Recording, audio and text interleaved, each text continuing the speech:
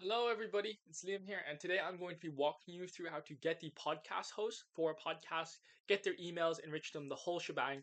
I'm building this out for a client currently, and if you don't know who I am, my name is Liam. I run a cold email lead generation agency. We do a lot of GTM stuff, so go to market, booked hundreds of calls across multiple industries.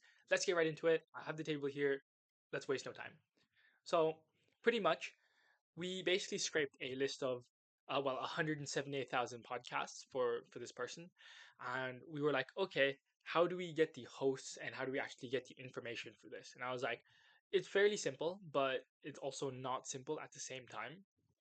So we have the niche, the bio, and the podcast.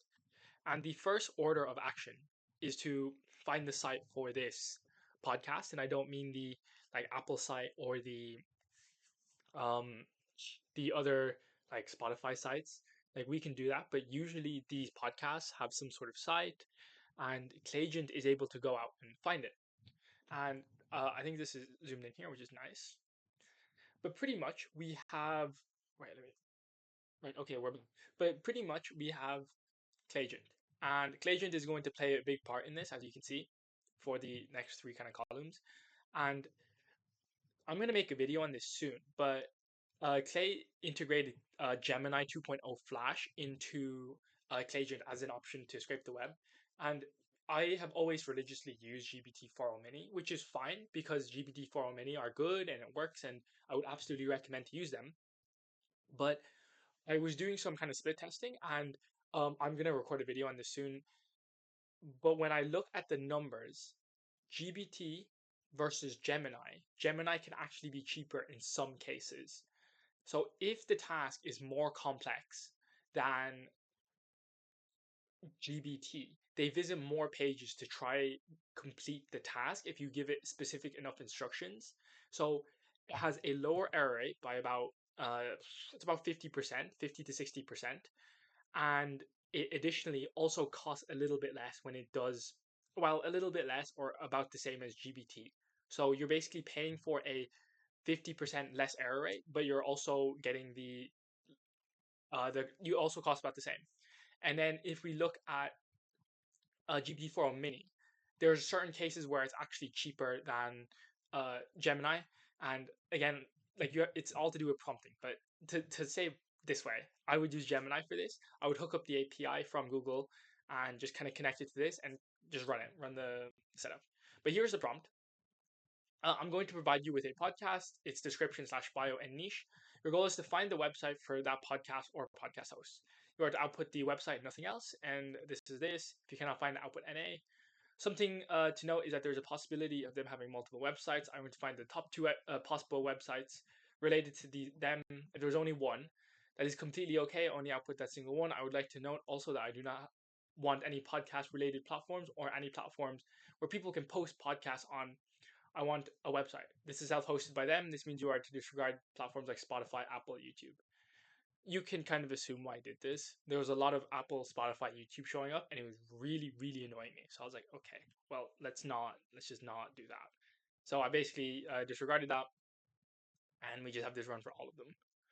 And as you can see, if we come through here, so this one costs a tenth of a cent, and it took a couple steps. Searched Google for Morbid, and then it just did a couple searches and ended up with the site. And now that we are on here, it's like, okay, this is great. And let me see, there is like Collar Daddy. I've heard some things about this, but we'll leave that there. There's Office Ladies, there's Sophia Franklin. I think Crooked is the host of this podcast. There's a shop Emma Chamberlain. So we're basically getting websites at scale for these podcasts, right? And this is great because now we have like a general like jumping off point to work off the rest of the table. And when we integrate this into the process, we'll be now looking at company headcount. So there's like a couple ways of going about this, but pretty much we have the company headcount, of course. And I religiously used to use LinkedIn company feature on LinkedIn. So if I went into like let's say Apple LinkedIn, forget the fact that I typed in Apple stock, but like Apple LinkedIn, right? And let's just have this load. Oh, let's move my head slightly and make myself a bit bigger. Very nice. So Let's hope LinkedIn does not take a while to load, or maybe it knows I'm recording. But we will sit here. Now I'm joking. But as you can see, it says 10K plus employees. I think they have like 100K plus or something. So it's like also funny.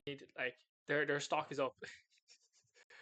We're not gonna get into the tariffs, but man, it's so funny seeing the tariffs and stuff. I don't want to get into that. But pretty much, they have like 10K plus employees, and I used to use this because I used to think Clayton could log into it, but when I used to like attempt to go into incognito mode and search up, what would happen is, okay, so this one is working, which is actually a pretty bad which is a bad example. But sometimes it wasn't able to find this company size kind of filter because they just had it like locked off and like they didn't want it public, which is really annoying. So I just gave it the general task of trying to find the company headcount of the company. And of course, it won't be accurate all the time, but we're doing this for 150,000 leads. I cannot manually do this.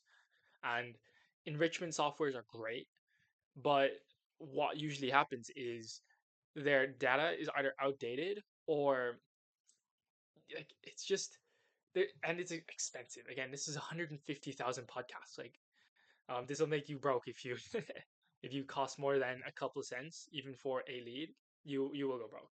So this is the budget friendly way of doing it. So you were tasked with finding the headcount of a company associated with a podcast website. The company may host a podcast or be involved in its production. Determine the head company headcount using available online resources, including LinkedIn. Provide an accurate estimate. So, and I just give it steps on how to do this and all this. And if you guys are wondering like how I basically like I can write a prompt like this, I basically go into this is like a prompt section, right? And you can like type in a prompt, and I don't type. That sounds stupid, but I don't type. I use like a voice software. So this is if I hold this is Alt X, right? You see in the top left corner. So when I speak now, this should link in, or it's because I'm oh there we go. It's linking in. And then as you can see, it's going to keep going and it's going to input the information in here for me. So I will basically talk to the AI agent and it will update this. And we can turn it off. So this is what I do. It's called, I don't know. I bought like a lifetime plan for these guys. Oh my God, I forgot. Sorry guys. You guys are just so good. Just look up speech to text. You'll find it. But pretty much I use that. You speak about 2 to 3 times faster than you type, and that's for fast people. Everybody can speak fast. Not everybody can type fast. Some people, I have friends that like I don't know if you've seen them, but when they type, it's like 1, 2, 3, and it's like God damn this. So sorry, we're going off topic again. But pretty much we're going to this, and you basically you set this up, and if you want a certain like head count, it's like oh we only want 30 or we only want 100, then you have that because you want them to have let's say money. And then the most interesting bit, which is finding the podcast host, right? So this is the most quote difficult part in a sense, trying to find the hosts and trying to prompt it correctly. Give me a second. So basically we have a hashtag context, and basically you are tasked with finding the full name of the host of a podcast by visiting the podcast website and related platforms. Extract the full name of the host in the podcast, provide the domain from the provided domain and associated links. I'll provide you with a description and niche to help locate. So this is the website, and then basically search all this and then look for this platform, and then you give it some additional context to work through, and then you just give it an example at the bottom. And this is the secret sauce, right? This is great, and people kind of struggle with this, and they're like they start kind of hopping around, and they're like, oh, I don't know how to do this. This is kind of confusing. Like yeah, like start making noise, right? This is the secret sauce on how to run like lists inside of GBT. So before I used to use like a JSON structure. So I'll just show you here, right? I'll just click on me. So before I used to ask it to output it in JSON, and then right. I've just realized I've been recording this 3 times, and shift two, which is double apostrophe, stops my fucking recording. And so I need to change that now. This is like the third time I've done this. But pretty much this is a fucking JSON. I've explained this so many times. But a JSON is the best way of moving data across the internet. And this is the way it usually works. And then what you would do is you would then have, like, okay, so this is perfect for if you have an unidentifiable variable amount of data you want to pull from a page. So if you are go to a staff company page and you're like, I want every C-suite executive here, but you don't know how many people there are, this is perfect because you then continue on and you just ask it something like, please continue this on infinitely. I can't spell infinitely, but you get the point, right?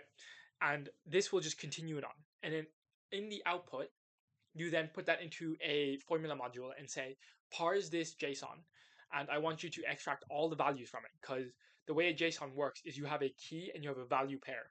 And with this, and then with that, basically, when you have a key value pair, right, the value is what you want, and you map it and you say, I want this, and then you separate it by a comma, and you run an extract value formula that will extract the I guess the value you want separated by a comma. This is what I used to do. Don't do that, like at all. Just do. Where is it gone? Shoot. Oh no, I'm in Find Site. This is the wrong one. This one here. So just use this. Whatever. Like just do this, right? Just don't do anything else. Don't do any like craziness. Just do this, right? And then from there, you basically then have a. This is what it looks like. Oh yeah, I'm trying to catch up into what I was saying before. This is what it basically looks like. You have like the amount it costs, which is that's half of a tenth of a cent. So that's a 20th of a cent. Is it a 15th of a cent? Or is it a 50th of a cent? I don't actually know. Maths is not my strong suit. Go to market campaigns are. But pretty much it basically takes the steps, goes through, and then when it maps it out, right, this is what it looks like.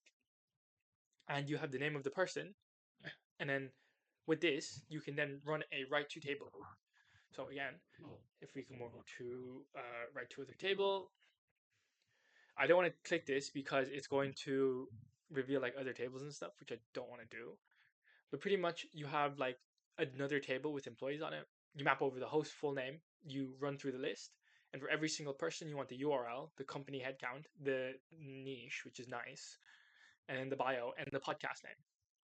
And then something that's important is to only run this if the podcast host dot like host names or that like specific segment has stuff, because what will happen is it'll map it over and it won't run properly. Like it'll output something with no name and it just looks stupid. So you map it over to this table then, and you're like, oh, okay, Liam, what do we do here? So let me move my wonderful head. So you basically have a full name column. You have a LinkedIn name simplification, and all this is I use this quite a lot because it's just very like it's just nice to have. So it says LinkedIn. I give them a name, not a LinkedIn, and basically I give them an example of how I want the output to be, and it will go through and it will cut off any of the other names. So this is Emma Francis Chamberlain, and it will run it through this, and it will output the Emma and the Chamberlain only and nothing else. And then you only run this if you split this by a space and it's greater than 2. Because if it's already just 2, then you can split this normally with a formula, so you don't like burn money for like no reason. Even though this costs like whatever that number is, it's very small. And then you just run a master name column. So when you run this, it'll be full name split, and then it'll be last name. So you have the master names, and from here you then run a waterfall formula. So I'm just gonna zoom out slightly, and I'll move my head over again. And pretty much we have looky here. So we are using Lead Magic, Find Email, and Prospeo. And of course, this is still erroring for some reason. Sometimes Clay has some issues, but as you can see, we basically run a waterfall, and if we don't find it, we only pull certain names from this formatting, and then we validate the names. And as you can see, we now have emails of podcast hosts of a podcast. And obviously, you can hit these guys up and be like, I do this, this, and this. Would you like to buy my stuff? And people are like, oh, absolutely. And the great thing about this data is that this is so it's so niche. most, because the general concept is I have to go through, I have to go find their names, I have to maybe like hopefully find their, I don't know, their email and maybe run a few guesses, and this just does it all for you. And you have the email to contact them, and ideally they won't have received many other emails because most of these people have email newsletters, and you could target that as well, but it's a bit different when you get one inside your personal email that's landed, and then you can do your pitch, have a good risk reversal. So yeah, I hope you enjoyed that video. If you'd like more, drop a like, leave a sub, and I'll probably do more of this. And additionally, in the comments below, I do run a lead generation agency. So if you'd like help with any sort of go-to-market campaigns, anything like that, you can have a look. It's completely up to you though. It's not like it's no issue if you do or not. I'm super busy anyways. So have a good day, and I'll see you.